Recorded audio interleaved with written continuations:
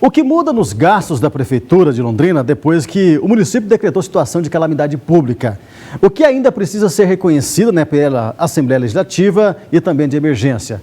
Os documentos foram publicados na semana passada no Diário Oficial. E quem tira essas dúvidas conosco é o Cavazotti, está aqui conosco. Tudo bom, meu querido, beleza? Bom dia. Já conheço de longa data na correria aí, mas agora é a primeira vez entrevistando. Viemos da mesma área, né? Tenho o pé no jornalismo também. Que bacana. Fabio, situação de momento, que eu estava falando agora anteriormente, dessa loucura de toda a prefeitura, todos os profissionais, por conta dessa pandemia, assim, a gente tem visto o pessoal se desdobrar literalmente para evitar esse aumento no contágio, né? Sim, eu estava te acompanhando aqui, realmente acho que você foi muito feliz na colocação, porque tem, primeiro, os desafios são muito grandes, tem que ter coragem para a tomada de decisão, como o prefeito teve, mas não é só coragem, é reflexão, é inteligência, é sabedoria, é ouvir as pessoas, não é? E eu estava do lado dele o dia que houve a decisão de realmente fechar o comércio, é uma decisão com tristeza, uma decisão tomada com preocupação, mas tomada no momento em que ficou claro, ou é essa medida ou a gente coloca a saúde da população da nossa cidade em risco, não é? Então, assim, acho que as decisões estratégicas, fechamento do comércio, uso de máscara, não é? Todas as regras que foram tomadas em Londrina foram medidas corretas, no momento correto, nem pouco e nem muito, né? Na medida correta. Eu acho que essa questão da Covid ela tem trazido para nós algo que sempre foi importante, mas hoje mais ainda, que é a questão da dosagem. Não é? Fechar o comércio pode ser uma coisa, mas qual é essa dosagem? É isso que a gente está efetivamente fazendo. Você está colocando hoje, gradativamente os servidores estão voltando ao trabalho, porém o atendimento da população ainda tem que ser agendado. Eu vou te aproveitar aqui para dizer para a população que o atendimento na Prefeitura Londrina continua sendo agendado, não pode entrar sem máscara no prédio, etc. e tal. Então, assim, a gente vem trabalhando em duas frentes que, a princípio, são contraditórias. Quais são? A gente se prepara para o pior cenário que pode vir. Pode ser que essa pandemia viesse muito grave, a gente vai precisar de muita máscara, muito isso. Então, a gente se prepara para esse cenário ruim. Só que a gente toma as medidas preventivas para que esse cenário não chegue. Não é? Então, é essa forma que nós estamos trabalhando. Esse grupo nosso de compras lá, para você ter uma ideia, nós já consultamos mais de 500 empresas do país inteirinho. Não é? São compras emergenciais, mas a pesquisa de mercado que a gente tem feito é gigantesca para poder comprar a máscara cirúrgica, a máscara N95, o álcool gel. E uma coisa assim, você está aqui me olhando e me dando espaço, eu vou comentar algumas coisas. O Brasil precisa repensar um pouco essa questão de não ser suficiente, não ter autossuficiência em produtos como máscaras, coisa muito simples. Então, nós estamos num momento, a gente viveu uma globalização que parecia tudo lindo, maravilhoso, eu compro do outro lado do mundo, ele compra de mim, a hora que vem uma doença dessa, todo mundo fecha a fronteira e você fica sem máscara, você fica sem respirador. Te dar um exemplo, a questão do álcool gel. O álcool, no primeiro momento da pandemia, lá para 15, 20 de março, sumiu o álcool gel. Em uma semana, 10 dias, normalizou. Por quê? Porque nós temos produção de álcool no Brasil. Então, hoje não falta álcool gel para a população, para a sociedade. Agora, realmente, a busca de máscaras, de exames, essas coisas está difícil. Hoje deve estar chegando os reagentes que nós compramos para passar à Universidade Estadual de Londrina, que pelo laboratório do HU vai começar a fazer os exames para a gente, né? Então, assim, essa decisão de fechamento durante 30 dias, ela teve um objetivo, e eu tenho visto uma certa polêmica, e eu vou até entrar nesse sentido. Tem muita gente achando, mas abriu muito cedo, foi pressão dos comerciantes. Não foi pressão dos comerciantes. Quando a pandemia começou, nós não estávamos preparados para ela, a gente não sabia nem que tipo de produto nós vamos precisar, onde essas pessoas vão ser, e aquele risco, como você falou, da curva ser altíssima e nos pegar no momento desprevenido. Então, veio o isolamento social, ficamos 30 dias em casa, enquanto isso a Prefeitura trabalhou junto com a HU, com os médicos, os hospitais. Hoje nós temos centros de referência à disposição, a gente vai começar a fazer teste, nós temos os produtos. Não existe um produto em Londrina para médico e enfermeiro que tenha faltado até esse momento. Nenhum. Então, o isolamento ele não tinha o objetivo de matar o vírus. Vamos ficar em casa até que o vírus desapareça.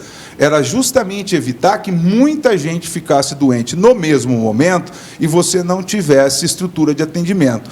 O objetivo da Prefeitura de Londrina e do Poder Público hoje é, claro, tomar ações preventivas, fazer tudo, mas garantir que qualquer londrinense que pegue a Covid tem atendimento. Você colocou, infelizmente, pessoas vão morrer, tem pessoas que já têm comorbidades, não é? O vírus, ele é muito letal, mas por falta de atendimento, não. Nosso objetivo, a nossa obrigação é ter uma estrutura de atendimento pronta para qualquer londrinense que pegue essa doença. E você citou, né, entrou nesse caso, Fabio, a gente estava lendo muito ontem, hoje pela manhã, tem alguns estados aqui no nosso país em que pessoas estão morrendo dentro de casa. Sim. E que demora, teve um caso recente agora no estado de São Paulo, ontem, e que para recolher um corpo demorou 8 horas. Para recolher o corpo, ou seja, a pessoa morreu dentro de casa mesmo. Então, assim, tem alguns estados aqui que, infelizmente, a capacidade de leitos já superou 100%, e é o que a gente não quer para o nosso estado do Paraná, e muito menos para a nossa cidade de Londrina. É o que eles falam do colapso, né? O colapso da saúde. O que é o colapso? O colapso é muita gente ficar doente no mesmo momento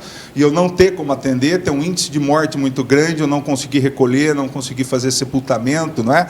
Então, esse isolamento social permitiu justamente a gente jogar para longe essa possibilidade de ter um pico, aquela coisa, não é? A curva de fato foi achatada, nós hoje já temos estrutura de atendimento, por isso que a gente começou a fazer um retorno gradual. Aí você vai me perguntar, muita gente fala, mas aumentar se abrir o comércio? De fato, a gente vai monitorando os números.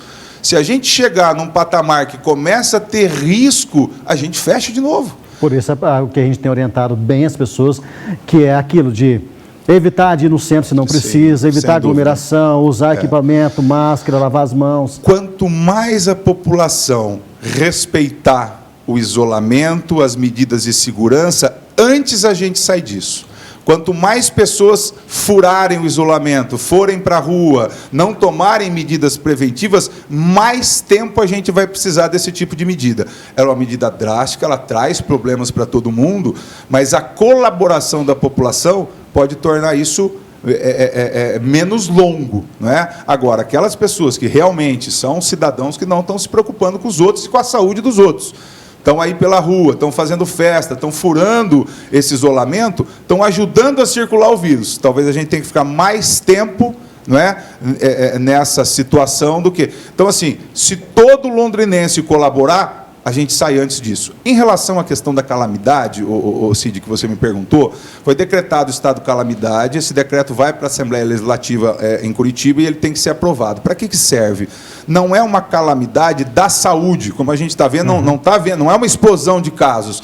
O estado de calamidade permite ao poder público uma flexibilidade de regras orçamentárias e financeiras diante de lei de responsabilidade fiscal, esses limites que existem, que são necessários para que os órgãos públicos mantenham as suas contas em dias. Mas, com a Covid, o que aconteceu foi uma explosão de gastos, foi a necessidade de compras novas, de novas estruturas, contratação de pessoal. Londrina contratou médicos, está contratando enfermeiros. Então, a gente precisa dessa flexibilização orçamentária para que a Secretaria de Fazenda e Planejamento possam, né, e fazer esses remanejamentos financeiros e a gente ir fazendo frente a isso. Se a gente não tivesse decretado estado de calamidade, a gente teria que... O nosso objetivo teria que ser cumprir as metas fiscais. Mas hoje não é o objetivo principal. O objetivo principal é combater a pandemia. Então, ela permite uma flexibilidade nessas regras fiscais para que a gente tenha essas ferramentas para continuar essa guerra. Ou seja, para as pessoas entenderem muito bem, né, o município vai ter que gastar muito mais, como você frisou, e sem correr o risco de ser responsabilizado por conta desse gasto a mais. Né?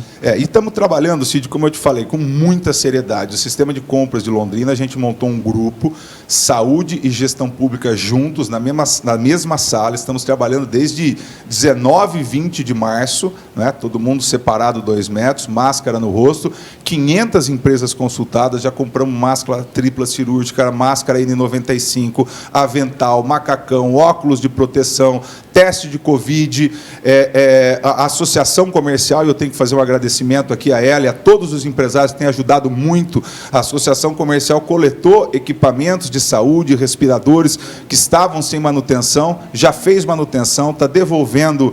Então, assim, está havendo uma cooperação, digamos assim, na cidade, que isso é muito bonito, né? E eu espero que quando isso passe, a gente não esqueça dessa necessidade de ter dado as mãos, não é? Eu gosto muito de ler sobre guerra, viu, Cid? Eu tenho, assim, na minha cabeça uma frase do Winston Churchill, que foi o primeiro-ministro inglês durante a Segunda Guerra Mundial, em que eles foram enfrentar a Alemanha, era o único país, já estavam todos os outros países, a Alemanha, França, Tchecoslováquia, os russos estavam aliados e os americanos nem queriam entrar na guerra. Então estava só a Inglaterra e as pessoas falavam, o Hitler falou que não vai invadir a Inglaterra, faz um acordo com ele fica com a Europa e você não entra. Ele falou, a gente não faz acordo com esse tipo de gente. O que a gente tem que trabalhar é com sangue, suor, lágrimas e trabalho. O que eu tenho a oferecer não é a vitória, mas é sangue, suor, lágrimas e trabalho.